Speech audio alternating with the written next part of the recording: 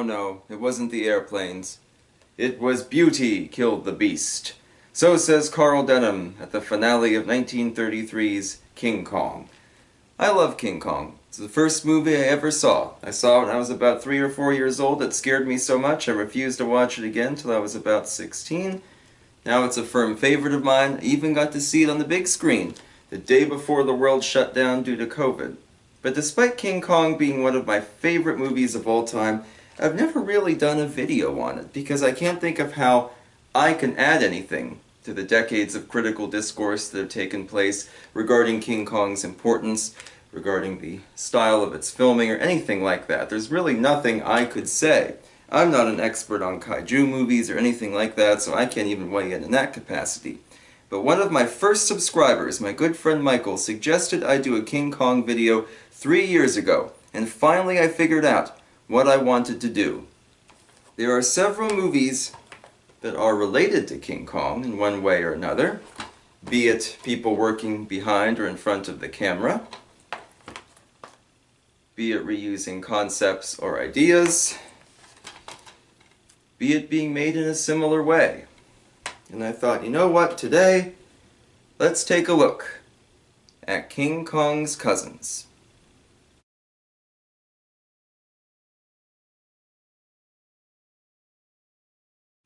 In 1912, Arthur Conan Doyle published The Lost World. Although today he's most famous for his Sherlock Holmes stories, this particular book was a big favorite of the author's and kind of shaped science fiction and dinosaur adventure films for decades to come.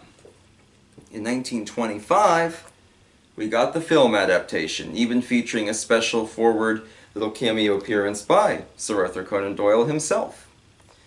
In the broadest of strokes, you could say that King Kong is a remake of The Lost World, as both involve this sort of isolated jungle area populated by prehistoric creatures and a character who's kind of a visionary, getting the bright idea to capture one of these monsters and return it to civilization where it then rampages around. Contrary to the poster art, including what Flicker Alley repurposed for their Blu-ray, the creature in this case is not a T-Rex, it is instead a large brontosaurus. But nonetheless, the idea is still there. The Lost World plays almost more like a rough draft. It's much more focused on the characters of the story and sort of their own motivations. We have, of course, Professor Challenger, one of Arthur Conan Doyle's most famous characters, who is desperately trying to prove that his expedition for prehistoric creatures is not just some kind of hoax or farce, that it's very real. And we have a young reporter going on this expedition to prove he's brave, to win the girl he loves. And we have a girl on the expedition looking for her father, who went missing while apparently journaling and trying to discover these dinosaurs for himself. The Lost World does have a big advantage, and it was one of the first films to extensively use stop-motion creatures created by none other than the great Willis O'Brien, the same man who gave us all the monsters and dinosaurs and things in King Kong. His work here in The Lost World isn't as polished, but nonetheless very interesting to see. He's really the only person who serves as a direct link from The Lost World to King Kong, but definitely very important to note.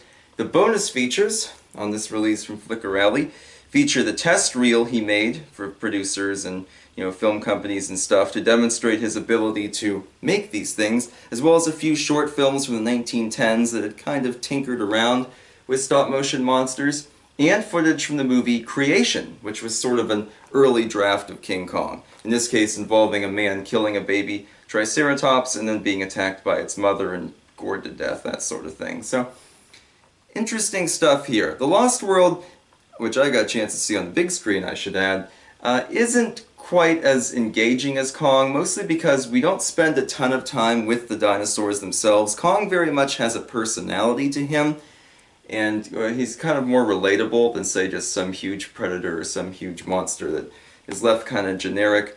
These creatures, they come on screen to fight or to menace each other or menace our human characters, and even the big brontosaurus rampage through London, that's the finale for the film, is very short, and the destruction's pretty minimal compared to even what Kong did to New York a decade later. But nonetheless, The Lost World remains kind of an important link. It was a progenitor to Kong. Without this, we probably wouldn't have had King Kong or any of his various influenced films. So definitely a good one to watch. Flicker Alley's restoration is amazing. The version I saw on the big screen was from Alpha Video, so very poor quality and really wasn't worth it. This is definitely the way to go.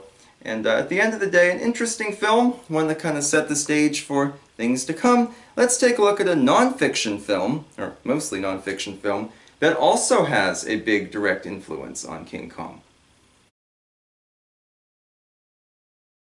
In 1922, the world saw Nanook of the North, a documentary, or today we might call it more of a docudrama because it was staged, but nonetheless it was filmed on location in the Arctic with actual Inuit people, sort of reenacting things that they would do in their daily lives, and it gave the world a chance to see how this group of people lived, how they survived such a rugged and harsh climate. And Nanook of the North is still very popular today, and it was definitely one of the films that showed that documentaries are a really bankable type of film to make. There's a lot you can cover there.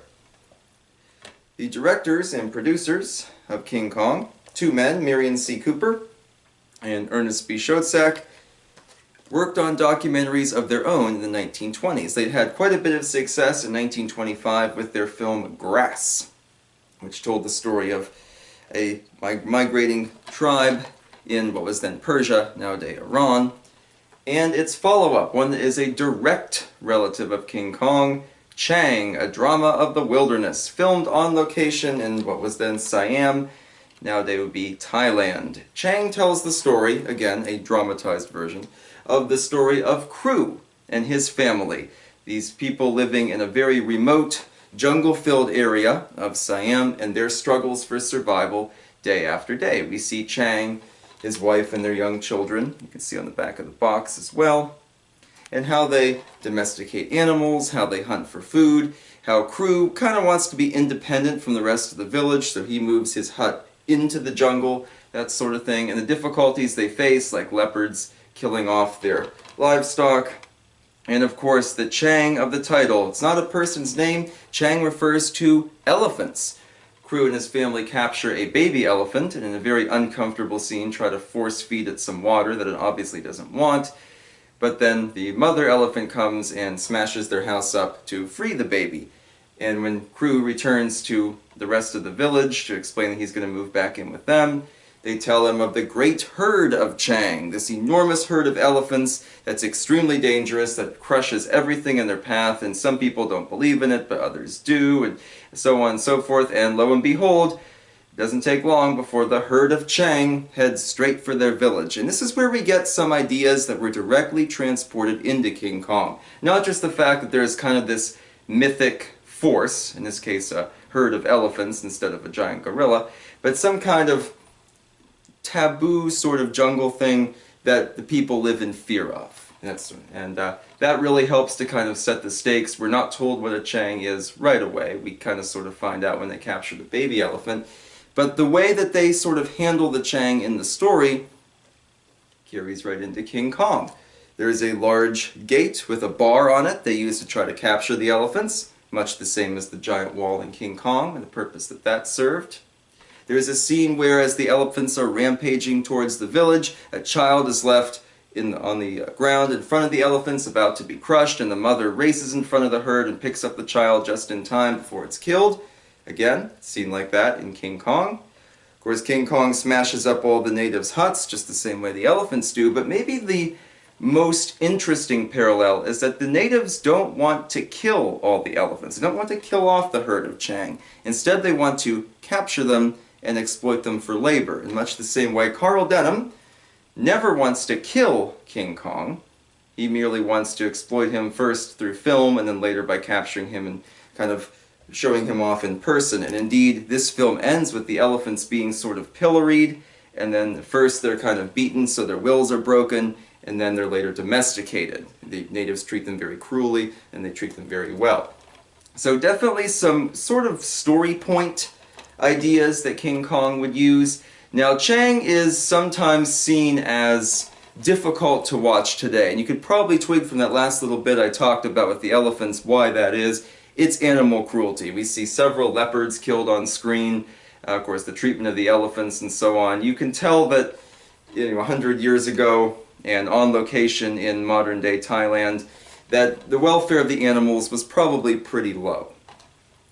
That being said, Chiang is still very interesting. We get to see, again, an all Siamese cast, or at the time Siamese cast, all people who actually lived there. We see these people and how they survived, that kind of thing. And we see they're emaciated, they look very sad, they live very hard lives, but yet they never give up, and they treat their families very well. And you can tell it was definitely a culture of respect and one of love in face of all the adversities that they had. So, pretty interesting stuff there. My biggest issue with Chiang, besides the obvious animal cruelty, is it uses a lot of comedy, which kind of comes out of nowhere. There are title cards, of course, it is a silent film, and for some scenes they use animal sounds on the title cards, like when the leopards break into the goat enclosure, the title card pops up with growl, growl, and bleat, bleat, all these kind of old MacDonald animal noises, but I kind of get that, and that didn't bother me too much. But then there are other instances, like the pet monkey that the family has. A title card will pop up that says, "Little Bimbo the monkey says," and has some dumb joke or something like that. Or a scene where there are bears in the jungle and we see the bear cubs, and the caption says, "Mama Bear, tell me a story." And these weird gags and jokes that have nothing to do with the actual narrative and kind of take away from the difficulties that we see this family facing. It's really bizarre. I guess think of your favorite documentary or nature film if it had all these random comedy inserts in it. I don't think it would work as well, and indeed that tends to be the big drawback, I think, for Chiang. But it's definitely a good companion piece for King Kong. It even gets a subtle shout out in the 2005 King Kong, where the poster's seen on the wall in the movie studio, that kind of thing. So, very interesting stuff there. Chiang is mostly forgotten today, which is a shame, because like I said, if you look past the animal cruelty and some of the dumb gags, it's actually a pretty cool film. But next let's talk about a fiction film that was a direct influence on King Kong and shares quite a bit of that Kong DNA.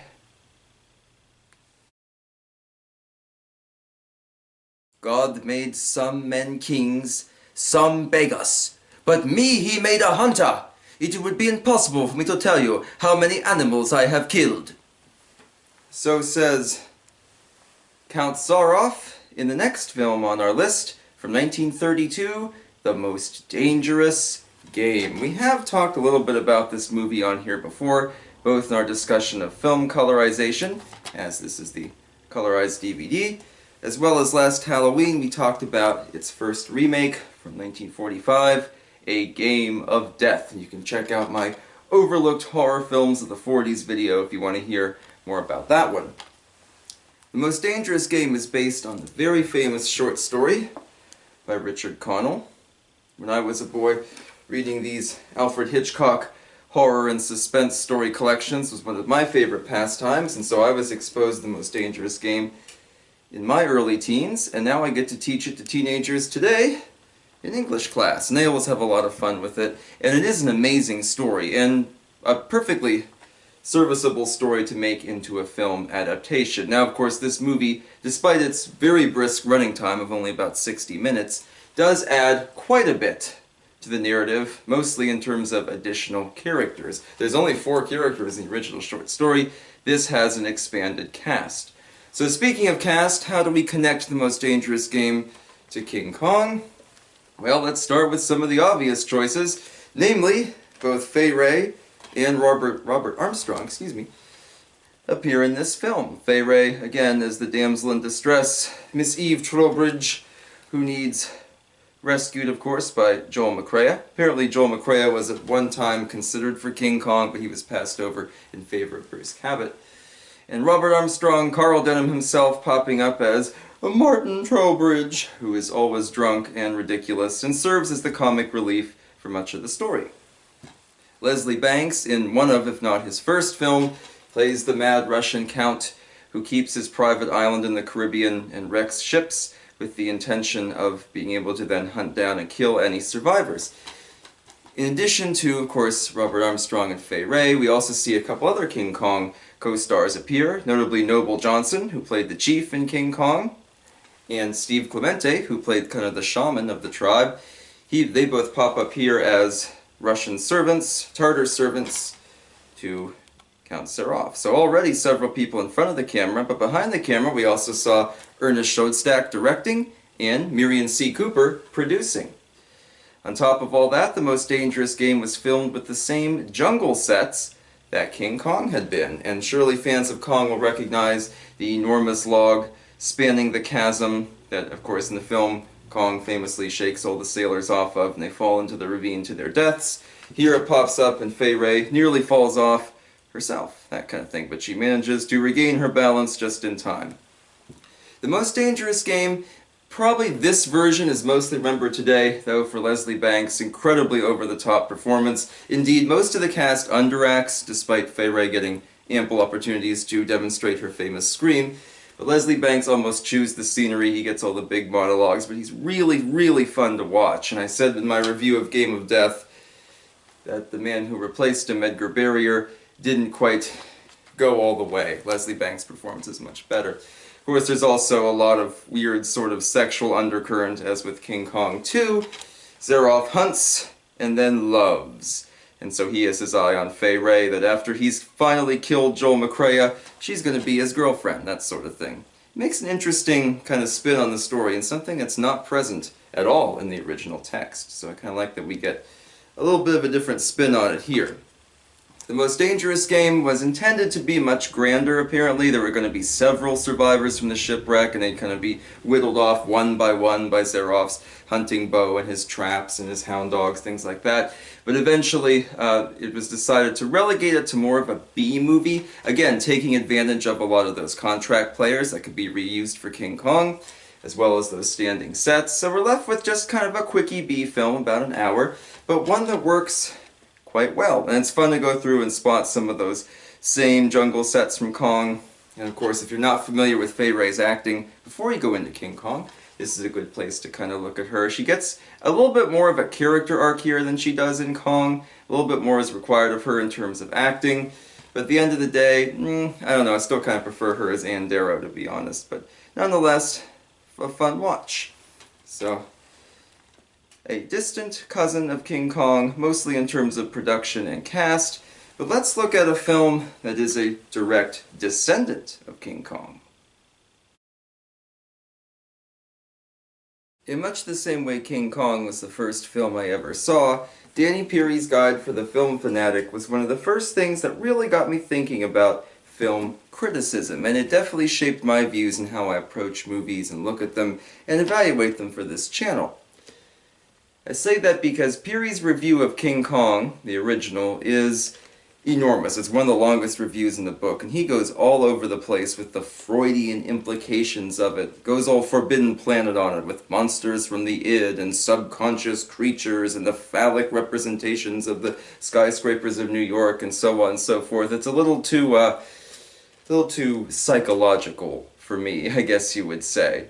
And at the end of the day, he does raise some interesting points, but honestly I feel like he went in a totally different direction than I would have in a similar position.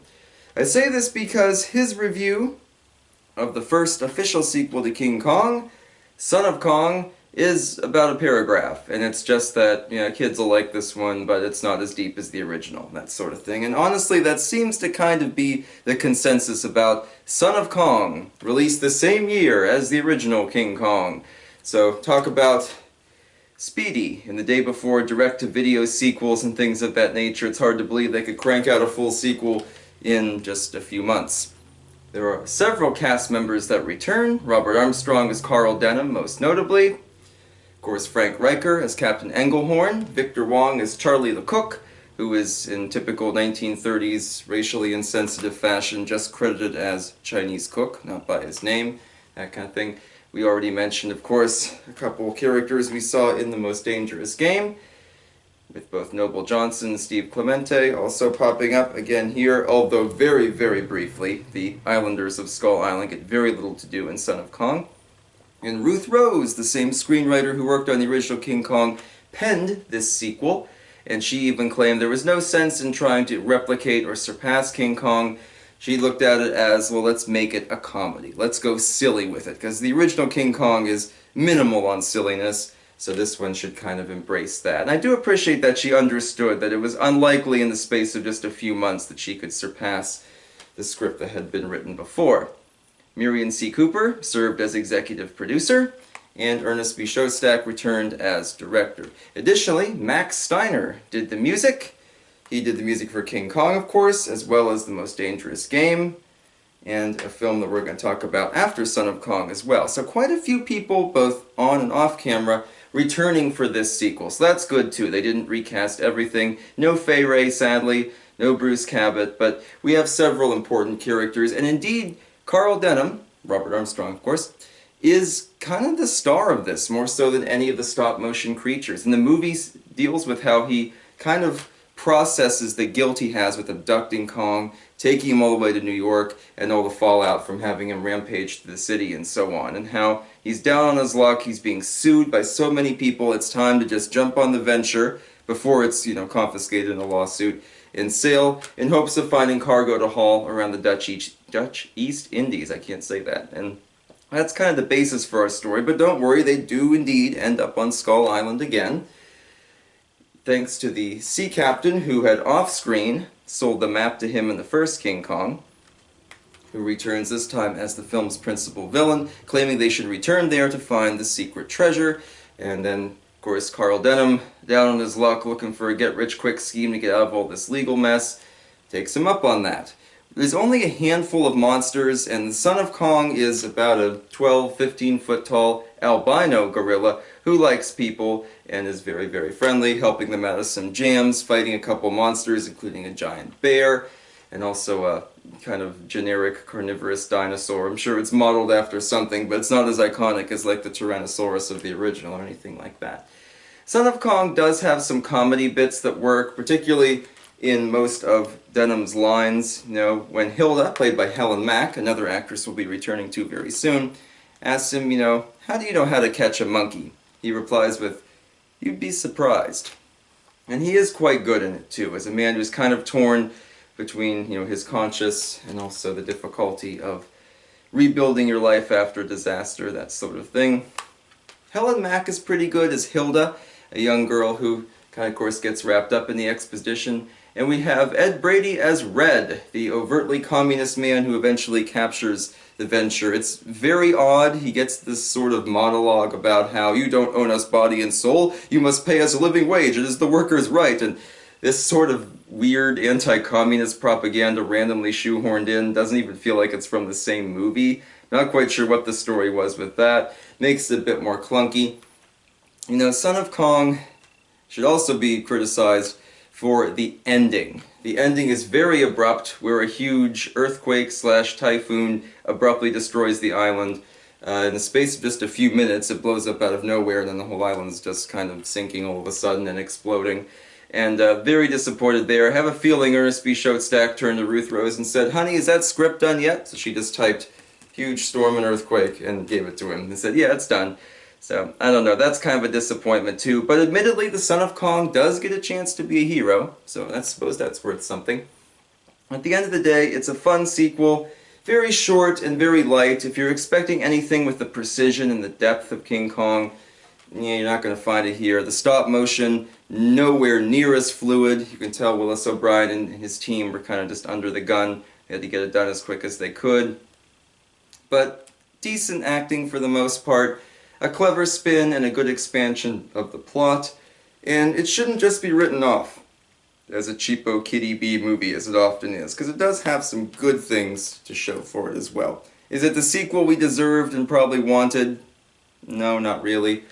But it is a fun little sequel, and as it's the first Kong continuation movie, I'm kind of surprised it didn't have more of a bearing on the Kong sequels and spin-offs that followed it. Now let's look at a film that isn't a direct sequel to King Kong, but very much serves as a spiritual sequel. While Son of Kong was a direct sequel, 1935's She is very much something of a spiritual successor to King Kong. Scored by Max Steiner, produced by Miriam C. Cooper, and featuring Noble Johnson, yet again, in a supporting role, She tells the story of she who must be obeyed, an immortal queen, longing for the man she loved to return to her, but she'll gladly settle for one of his descendants.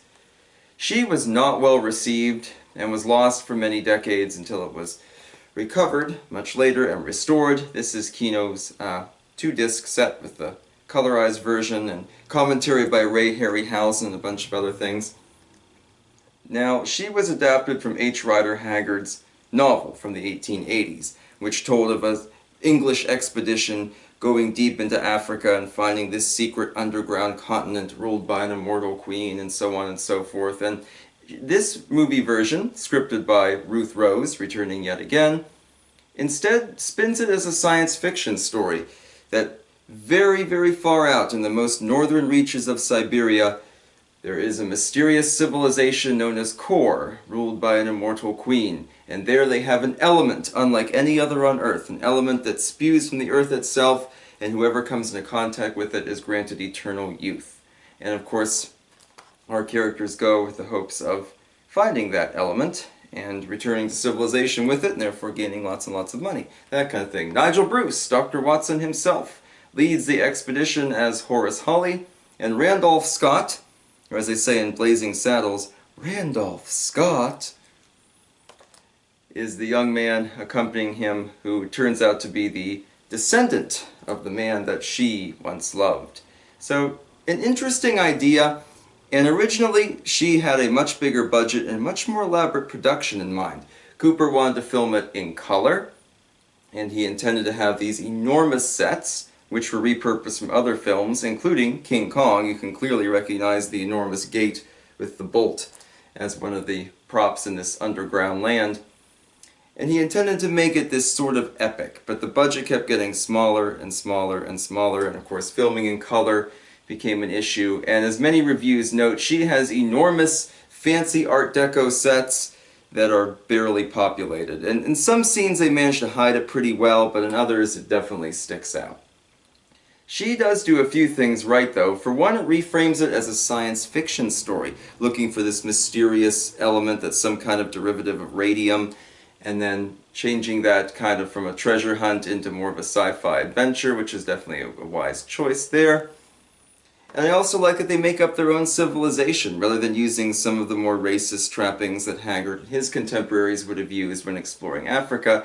Instead, the underground civilization of Kor is kind of based on a combination of a bunch of different ideas, Roman things, Egyptian things, that sort of stuff. There's definitely a few reuses of costumes from various movies. Some of the dancers wear outfits very similar to what the Skull Islanders would have worn in Kong, and indeed there's even a huge ritual dance which kind of takes it up to the next level, doing more than King Kong had done, and making it into a big production. Sadly, that drags the film to almost a complete stop, but nonetheless, interesting to see, and I'm glad they kept the idea of this huge ritual, but at the same time tried to sort of expand on it. She has a decent cast. I already mentioned Nigel Bruce, and Helen Gahagan, today best remembered as a politician, in her only film role as the Queen, and she's quite good in it. She doesn't really go off the rails. You wouldn't believe she was obsessed with a man, but she plays it very subtly with a lot of dignity and nobility, and you can believe her as this queen that people obey without question, because you'll be killed if you dare to argue with her, that sort of thing. I do like her in this performance. I kind of wish she'd done more movies, and she was directly the inspiration for the Wicked Queen from Snow White, even down to sort of the crown style and things she wears. Disney copied a lot of that when they were making that film, which is pretty interesting. Randolph Scott is okay in this. You can tell he's not really into it. He's kind of just going through the motions, but he's good in the action bits. They definitely cast the right type of person. Maybe Joel McCrea or somebody who's a little bit more outgoing would have been better in that. And Helen Mack, like in Son of Kong, is certainly serviceable. She's asked to do a lot more here, and she, like Scott, she looks kind of uncomfortable in some of the scenes, but she's not terrible or anything like that. The one cast member who looks like they'd rather be anywhere else is Gustav von Seifertitz as Bilali, the Queen's major domo. He looks like he is just waiting for them to call lunch so he can take off the ridiculous wig and sit down and take a break. He's best remembered today for playing Eric Baum, the opium dealer in Shanghai Express. But yeah, he doesn't look very happy and his performance isn't particularly good. But she does try really hard to be something different. There's a reference at the beginning to monsters and prehistoric creatures. The only thing we see is a saber-toothed cat frozen in ice, that sort of thing. So if you're expecting a monster film, maybe at one time early in its production it was, but you're not going to find it here. Instead, it's much more of kind of this otherworldly adventure film. Does it take sort of leads from King Kong, you know, this plunging deep into this unexplored territory and meeting this unusual tribe with customs that you don't understand or you're not exactly sure what your role in them is going to be? Absolutely. Indeed, it even plays with that twice, where there's the civilization of Kor, and there's also a very primitive sort of caveman tribe as well that tries to eat our heroes, that sort of thing, and indeed are punished by she as a result for trying to kill them or injure them. So, interesting story, and grapples with the theme of immortality. You know, if you lived forever, would you really be happy? That sort of thing. But she usually gets a bad rap, but it is worth a watch. It definitely does a few things right. And yeah, it's a little clunky in places, and the budget could have been boosted a little, but at the end of the day, had a good time with she. And the colorized version, as with The Most Dangerous Game, does work pretty well. So that concludes our look at the Cousins of King Kong. Which of these films have you seen? Which do you enjoy? Or what are some of your favorite films that are connected to our favorite gorilla? Hope you enjoyed this one, and I'll see you next time. So long.